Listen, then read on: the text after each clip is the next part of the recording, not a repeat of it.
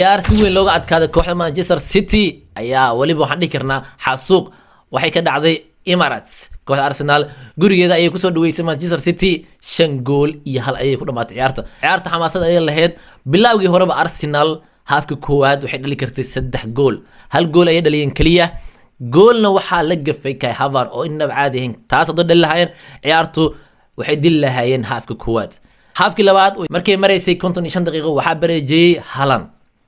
hal daqiiqo bacdina waxaa gool qurux badan dhaliyay Partey oo dhaxda inaba caadi ahayn sida ugu baashaalay ciyaartan wax kale City waxay tabayso waa number 6 kubadda sida Partey u wareegsada u baasa sidoo kale degnaanshaha muujiya ay u baahneed goolkii saddexaad waxaa dhaliyay Lewis Kelly ciyaartiis ugu horeysay Premier League goolkii ugu horeeyay oo dhaliyo ay noqotay oo wuxuu ka dhaliyay kooxda Manchester City waliba uu ku dubaaldegay maadaama Haaland ciyaartii hore ee la ciyaaray Arsenal guriga lagu ciyaarayay Etihad ee Manchester City oo ku yiri yaa tahniyo mar la isdagaalay hadda ayuu isbaray waliba wuxuu sameeyay dabaaldegiisii asaga uu sameeyay jir ayuu sameeyay oo sawirkan quruxda badan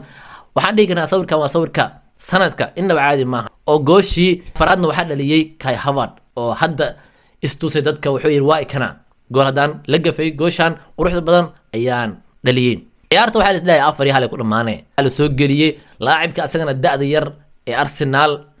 in very gool qurux badan ayuu ciyaarta ku soo dilay oo ciyaarta daqiiqadii ugu dambeysay oo dhaliyay ciyaartan Arsenal ay ku adkaatay waliba awoodda ay ku muujisay waxay taagantaa Arsenal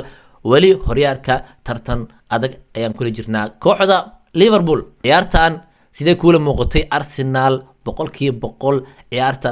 ayada ma haysatay Manchester City meela ay ku fiicnad ayaa jiro